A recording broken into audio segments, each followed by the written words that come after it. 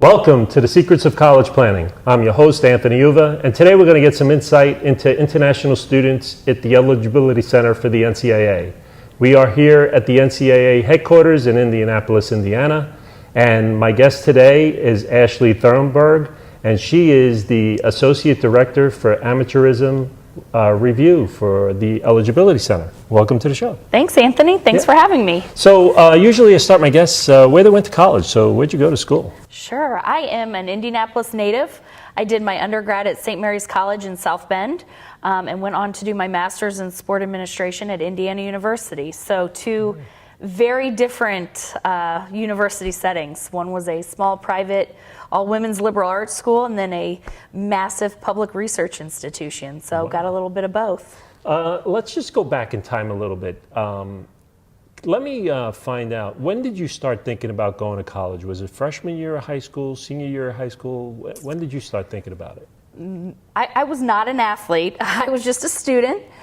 So it had always been, that was always my next step after high school. So as early as freshman year, I maybe wasn't thinking about where I was going to go, but I knew I was going to go, and I knew I had to keep my grades up in order to be admitted to a school like St. Mary's. Great. So how does one go from graduating college to where you are today? A lot of luck. No, I always loved working in higher education. And in athletics. So I was able to kind of marry those two through an internship I was able to get in as an undergrad, and it just kind of worked out from there. And I've been at the NCAA almost 12 years. Wow. So I've really seen the Eligibility Center start in its infancy, and now I'd like to say we're past the adolescent stage. I think we're an adult now, and we're kind of getting the hang of all this. Well, good. So what is the role? What's your role? How does it all work? So my role specifically, I work on the external side of the Eligibility Center. Specifically, I work with the Amateurism certification process. So every student athlete who wants to play Division I or Division II athletics has to be certified as an academic qualifier and also as an amateur. So primarily my responsibilities involve the Amateurism certification. However, probably 90% of the student athletes that come across my desk are international. So there's a lot of opportunity to educate our international student athletes, prospective student athletes, both on the academic credentials and what it means to be an amateur student athlete and be eligible at the NCAA. So what would you say is the draw for international students to come to American schools? Sure. The draw for international students is very similar to what the draw is for domestic students. The ability to play at a high level and get your education hopefully paid for or a little assistance. The campus environment is just something that's truly unique to the American education system. It's kind of like a little family. So a lot of international students, it's an opportunity to come to the United States, get that experience, hopefully get some tuition breaks or some financial breaks for their education, and then continue to play and train at a high level. Now, do you see some countries more than others? Like, is there a good population from one particular country? Yeah, so most of the English-speaking countries we see a lot of. So our primary international sender is Canada, our neighbors to the north. They far and away exceed everyone, followed by the United Kingdom, Australia, New Zealand, but we also see a lot of student athletes from Western Europe, France, Italy, Germany, and such. So. Now, what would you say some of the challenges are for international students to come to American schools? Sure. I think there's a lot of challenges. There's a lot of challenges for domestic student athletes who are trying to find the best school for them, the right fit, the best financial aid package. I think the first challenge is just awareness that this opportunity exists, and that's kind of difficult for us, but we have traveled quite a bit this last year. Myself, I was in Australia, New Zealand, and Samoa in March, and followed that up with a 4-stop tour through Canada. I started in Calgary, Vancouver, Ottawa, and Toronto. So that generates a lot of interest, and people come out. And what we saw in Australia, I was there in 2016, and people were just hearing of this NCAA thing and this opportunity. And then when I went back in 2018, people had done their research and had a lot of questions and had lists of schools they were interested in and had really targeted questions for me. So I think the first obstacle is just knowing that this opportunity is out there. Yeah. The second challenge would be to position yourself through your high school career to be able to take this opportunity if you're given a scholarship. Sure. Obviously, international students, just like domestic students, need 16 core courses. And to get that 16, you have to start as a freshman, sophomore, or years 9, years 10, years 11. So you have to start early, and what you do early in your high school or secondary school career matters. That's a challenge. And the initial eligibility process is something different but similar to the college admissions process. So just because you are admitted to a university doesn't necessarily mean you're eligible for college athletics and vice versa. Right. We do have different standards, and it's a lot. It requires a little bit of work. You have to register with the Eligibility Center. We require the SAT or the ACT, the standardized test. There's an admissions process, obviously, for the university, and there's various things that students need to do to get NCAA eligible. So there's a lot of steps, and generally they need a little guidance. And for a long time, that guidance just wasn't out there for them. They had to turn to recruiting services or scouting services or word of mouth or just try their best to find that information. But what we've done most recently within the last 5 years is to provide all of that information, anything they could need and more, on the NCAA's website, ncaa.org. There's a special section for, it's called Play College Sports, and it's anything and everything you need to know for a prospective student athlete, what they need to do through this process, both for our domestic prospective student athletes and our international student athletes. So now when you're out at these countries, how do you present yourself? Do you go directly to the high schools, or are there different type of conferences out there that you go to, that you meet everybody all at once? How does it all work? Yeah, we do a little of it all. When I was in Australia and New Zealand, I attended college fairs with international admissions representatives from colleges and universities. We also did a fair number of school visits as well. When I was in Australia, I did a webinar, kind of teleconference with students down in Tasmania. Wow. So we do it all, yeah. Yeah, so do you talk about each of the sports that you cover, or do you just go into what you need to join the Eligibility Center? Usually it's a little of both. Like I said, kind of the first challenge is just awareness that this opportunity exists. So I usually begin with, what is the NCAA? What does it mean to be a Division I student athlete? Division II, where do you fit? How do you find information? And then certainly if this is a path you want to take, these are the steps you need to take, and these are the credentials and such that you need to have. So it's a little bit of both. I try to get as much information on my audience as I can before I go, so sure. I'm helping them the best way possible. But yeah, it's a little bit of both. What do you see as one of the major questions that everybody always asks? Oh, well, everybody always thinks I can get them a scholarship. And I can't. I wish I could. I'd give them all a scholarship. But I can tell them what they need to do in order to be eligible. So if a scholarship opportunity presents itself, they're able to take that and benefit from it. But unfortunately, the NCAA does not evaluate talent. We don't award scholarships. Our coaches and our member institutions do. And then I get a question a lot is, okay, well, how do I get recognized? And that's tough because we aren't a scouting service. We're kind of the regulatory body. Yeah. But we still do have some pointers for them on that, and basically research tools, how they can look at what schools sponsor what sport and how they can get information on a specific school. If they want to go to a large public research institution, how would they find those? Mm-hmm. And how do they know what sport each school sponsors? So what would you say the initial eligibility requirements differ for the international students? Yeah, our domestic students and our international students, the eligibility requirements do differ a little bit. I think at the core they are the same. Both for domestic and international students, we require the SAT and the ACT, the standardized test. And we also require 16 core courses, and those are in the subjects of science, math, social science, religion, philosophy, those types of college prep courses. Sure. So those are the same. For our U.S. students, 10 of those courses need to be taken by the end of the 7th semester of high school, but that is not a requirement for our international students. For admissions purposes, many schools require non-English speaking students to take the TOEFL.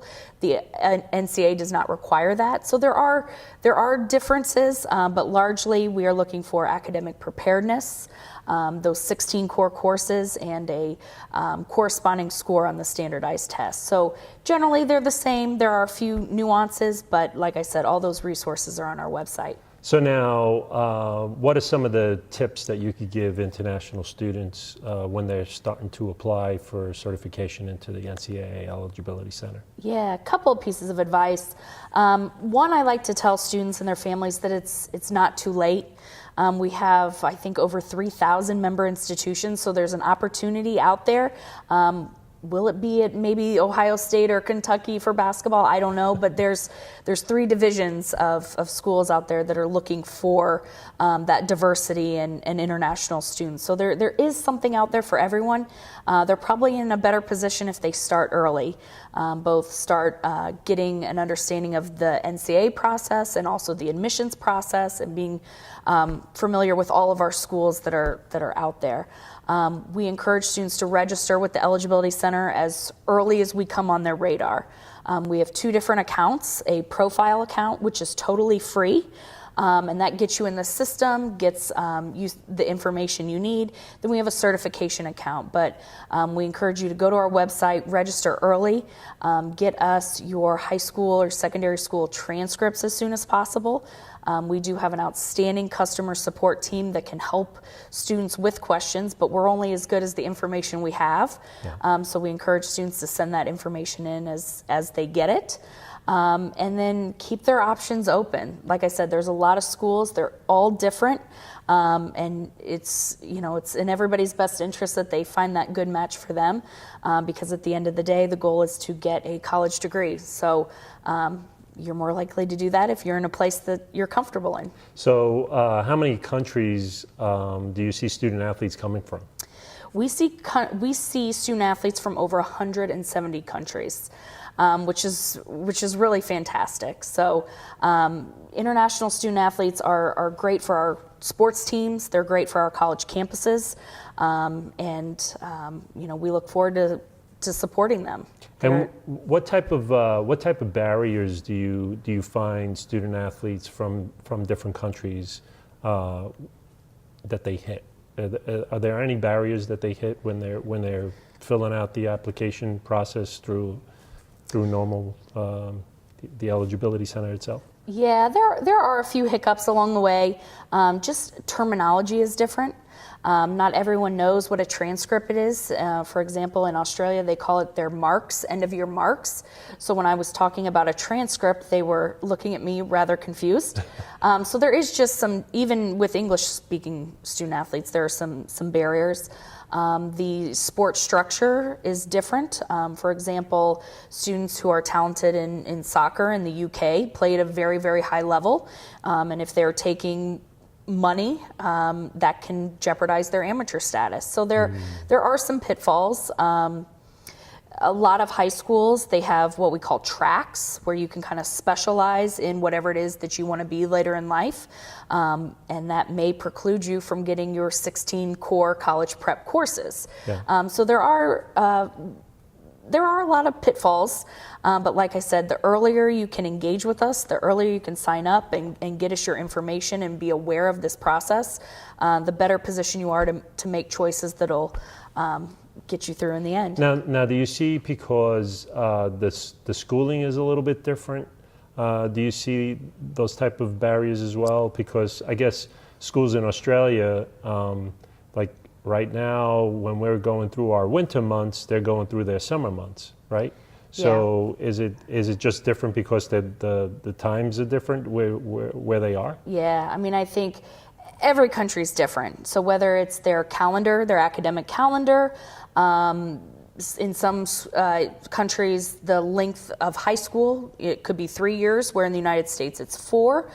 Some countries are exam-based, where they do all of their schooling and their grades come from final exams at the end of each year. So every country is different, but we do have an international guide for the international student athlete that's on our website, where we kind of break down academic credentials for each country and what each student needs from that country to send us.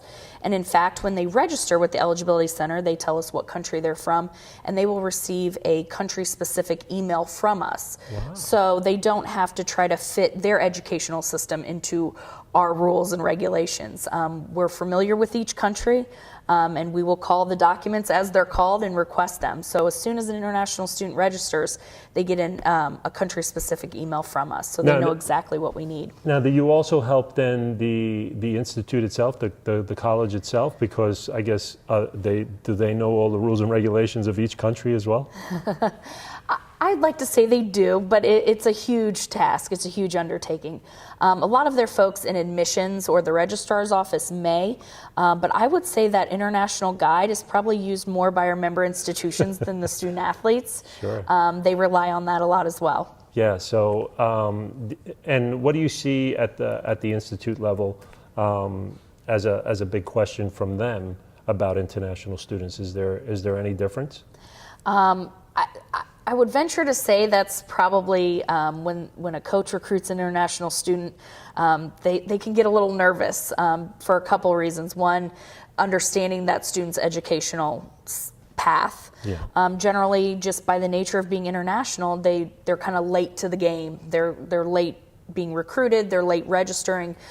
So some of our folks on campus just don't know where they land. Yeah. So there's that. There's also questions and trying to get an understanding of their sports participation. What teams did they play on? Did they happen to do anything unintentionally to jeopardize their amateur status? So we get those questions a lot from our member institutions. Like I said, we support them in that international space probably as much, if not more, as we do the actual student athletes sometimes. Now, international students, when they come to the schools, does the NCAA track if they graduate, if they don't graduate? Is there anything there or no? Yes, there is. We do have a research department here that tracks all of that. International students, domestic students, how they do their first year, where they graduate, progress toward degree. We track all of that. Wow.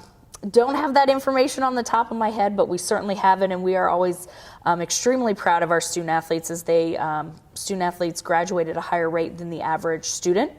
I think that speaks a lot to just the type of people they are, but also the support that they have on campus through the athletic department, whether it's counselors, learning specialists, tutoring. They're very well supported, and that goes for student athletes across all 3 divisions. Now, how about international students that go to American high schools and are trying to get through the American high school system?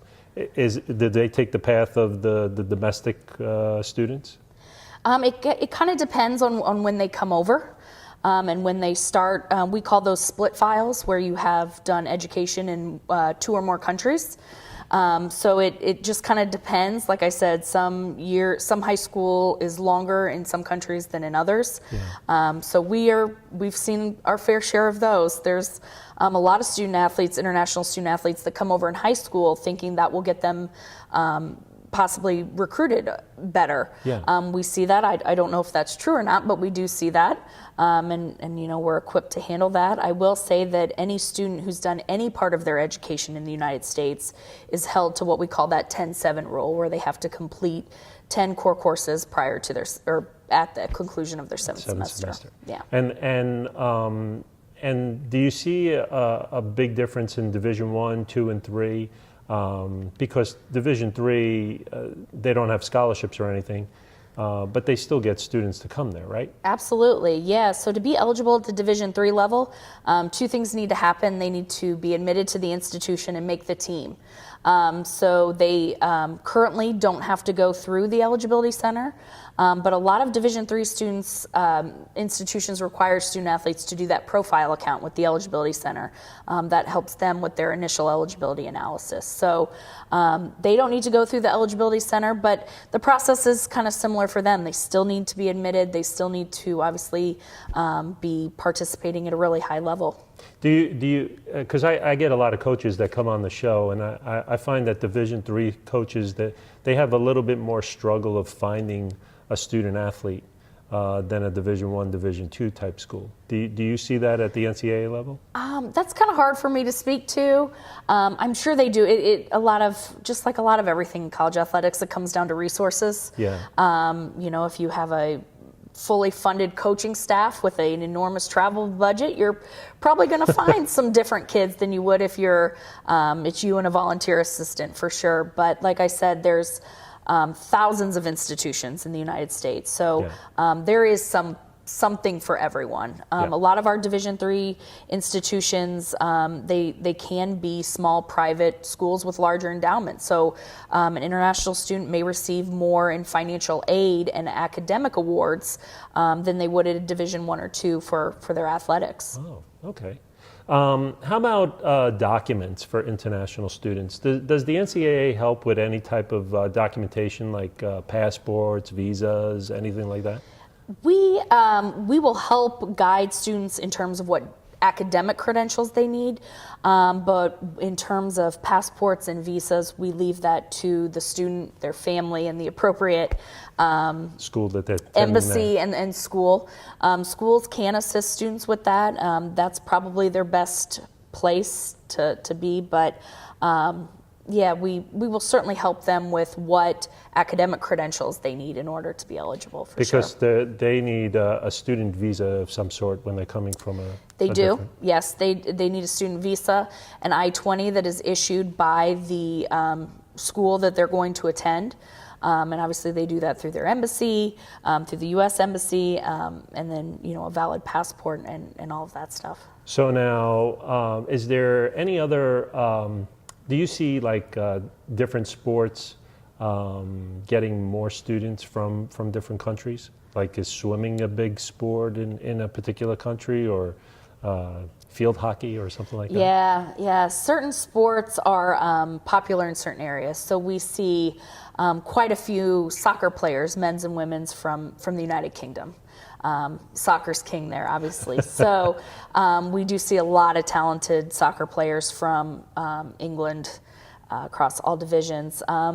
Basketball, we do see a lot from Australia. We see a lot from Western Europe. Mm-hmm. We have quite a few African student athletes that are either from the continent or have moved elsewhere and made their way over. So we do see pockets. Is Canada ice hockey? Hockey. We do see a lot of ice hockey student athletes from Canada, most certainly. But really, Canada, they send kids across all sports. Yeah. So it can depend on the climate in the country they're coming from, but probably kind of the stereotypical thing you would think is probably where we get a lot of those student athletes from. That's fantastic. What other international tips can you give to students in going through the Eligibility Center? Is there any type of tips that you can give them? Yeah, like I said, start early. I know that's easier said than done because it may not be till their 12th grade year or their senior year that they know of the opportunity. But if it's something that even crosses their mind, take advantage of that profile account. Yeah. Because we will, just by registering with that, like I said, it's free. It doesn't cost anything. And you will get information from us as the student progresses through their high school career. So it can't hurt. And at the time that they are recruited and they do get a scholarship, they can easily transition that profile account to a certification account. They just pay the Eligibility Center fee and all of the documents and everything move over. And then we're in a position to actually give them that final certification. So like I said, start early, read the material that's out there. There is more resources that come available, it seems like every day. our communications staff is very, very busy supporting that population. And questions, I'm assuming they're all on the website, any kind of frequently asked questions and things of that sort? Yeah, there are sports-specific resources. There are country-specific resources on our website. There is a contact form where if a student or a parent or a guidance counselor or a teacher, whomever has questions, they can write us. They'll receive a response back. Our NCAA schools can always contact us, and we serve as a resource to them also. That's fantastic. Is there a particular high schools that you see at the international level that get more students? Is there Australia, like the Sydney area, or is there a particular area somewhere else, or everything is always the same? It comes from all over. Yeah, I wouldn't say everything's the same. Obviously, the bigger cities tend to send them more kids, but that's not always true. Really, it's with international kids. There's a lot of word of mouth. Yeah.